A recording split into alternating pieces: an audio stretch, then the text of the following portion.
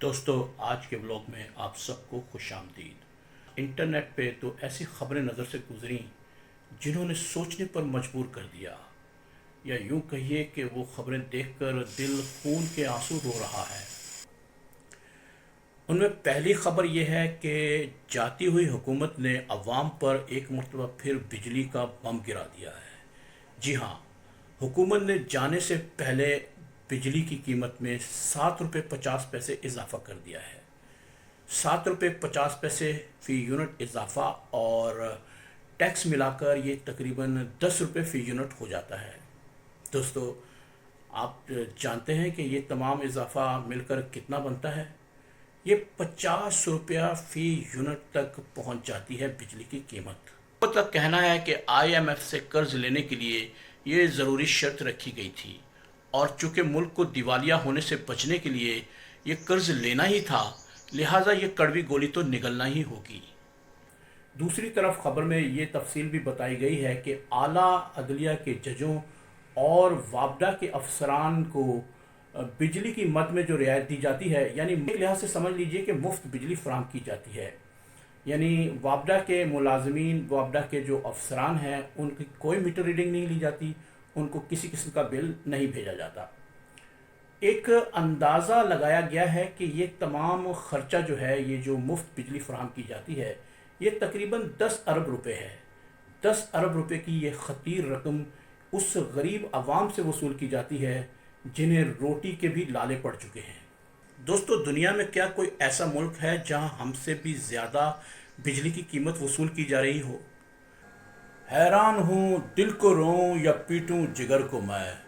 سال پہلے ایک ہی لمحے 2 ملک وجود میں آئے، ایک ہمارا پیارا ملک پاکستان اور ایک پڑوسی ملک بھارت۔ آج اگر ہم بھارت میں دیکھتے ہیں تو دہلی اور پنجاب میں عوام کو مفت بجلی فراہم کی جا رہی ہے۔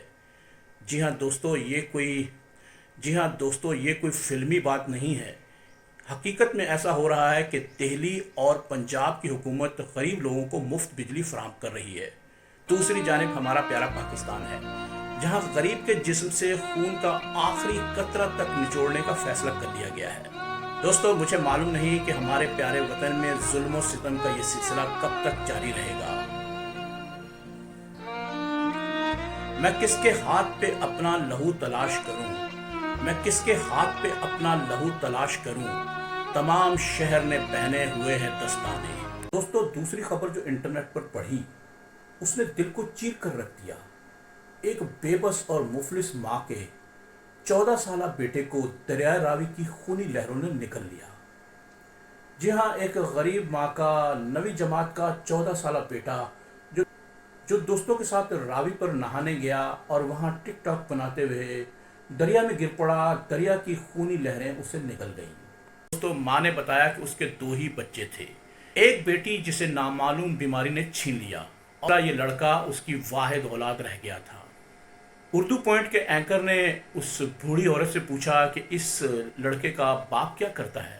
نے بتایا کہ وہ ایک مزدور ہے اور محنت مزدوری کرتا ہے، مگر جہاں محنت مزدوری کرتا ہے وہاں شدید گرمی، خوراک کی کمی اور گندے ماحول نے اسے بیمار کر دیا، اور وہ اب چارپائی سے لگا پڑا ہے، اور بیٹے کے ڈوبنے کی خبر سن کر اس کی حالت خیر ہو چکی ہے۔ بھرے مجمع میں ماں دریا کے کنارے کچی مٹی پر بیٹھی تھی اور یہ کہہ رہی تھی کہ میں اپنا بیٹا لے کر ہی گھر واپس جاؤں گی، اگر بیٹا نہ ملا تو میں یہیں رہوں گی، اب گھر میں رہ ہی کیا گیا ہے، میری دنیا میں تو سمجھو آگ لگ گئی۔ دوستوں، میں سوچنے پر مجبور ہو گیا کہ آخر یہ بوڑھی ماں جو محنت مشقت کر کے اپنے بچے کو تعلیم دلوا رہی تھی، اور وہ ہونہار بچہ ہر کلاس میں ٹاپ کرتا تھا، آخر تقدیر کے تیر کا شکار اس مظلوم اور بے بس عورت کا بچہ ہی کیوں ہوا؟ میرے دل نے مجھ سے کہا کہ کاش اس کے پاس بھی وہ کچھ رنگ برنگے کاغذ ہوتے، وہ رنگین کاغذ جنہیں ہم کرنسی نوٹ کہتے ہیں، رنگ برنگے وہ کاغذ جنہیں خود بھی معلوم نہیں کہ انہیں اس معاشرے میں بھگوان کا رتبہ مل چکا ہے۔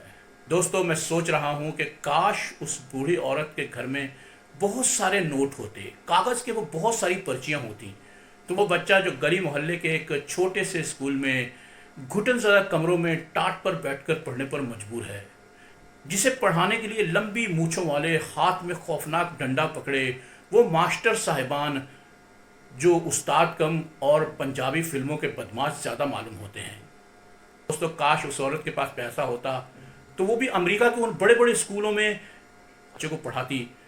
दोस्तों, बच्चों की बहुत सी ख्वाहिशात होती हैं, बहुत से जज्बे होते हैं, जिन्हें पूरा करने के लिए वो कभी दरिया का रुख करते हैं तो कभी सड़कों पर मोटरसाइकिल भगाते हैं।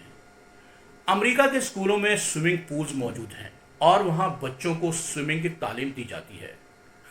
आप कहेंगे 15,000 किलोमीटर दूर की बात कर रहा है। तो दोस्तों, हमारे लाहौर में ये जो HSN कॉलेज है, ये जो स्कूल है, तैराकी के तालाब मौजूद हैं। बच्चों को घुड़सवारी की तालीम देने के लिए बड़े बड़े वसी मैदान और तेज़ रफ्तार घोड़े मौजूद हैं। लेकिन घोड़े शाह में रहने वाली ये मजलूम औरत क्या जाने कि इसी शहर में एक और दुनिया भी आबाद है जो उसके वहमो गुमान से भी दूर है। दोस्तों, सोचने का मकाम है। सोचिए और सोचकर कमेंट बॉक्स में बताइए कि आखिर घोड़े शाह लाहौर जैसी गरीब बस्तियों के बच्चे ही क्यों रावी की भेंट चढ़ते हैं। क्या आपने कभी खबरों में ये सुना है कि HSN कॉलेज का कोई नौजवान रावी में नहाने के लिए गया और डूब गया हो? शायद ऐसा कभी नहीं सुना। ऐसा कभी नहीं सुना ना। हमेशा घोड़े शाह, मिस्री शाह और इस तरह के गरीब इलाकों के बच्चे ही रावी में डूबकर मरते हैं, क्योंकि उन्हें अपने जज्बों के इजहार के लिए कोई मौका नहीं दिया जाता। अगर आपको हमारे ख्यालात से इत्तेफाक हो तो वीडियो को लाइक कीजिए और आते रहिए। इस तरह की दुखी बातें भी हम करते रहेंगे इस चैनल पे। मिलेंगे फिर कभी, तब तक के लिए खुदा हाफिज।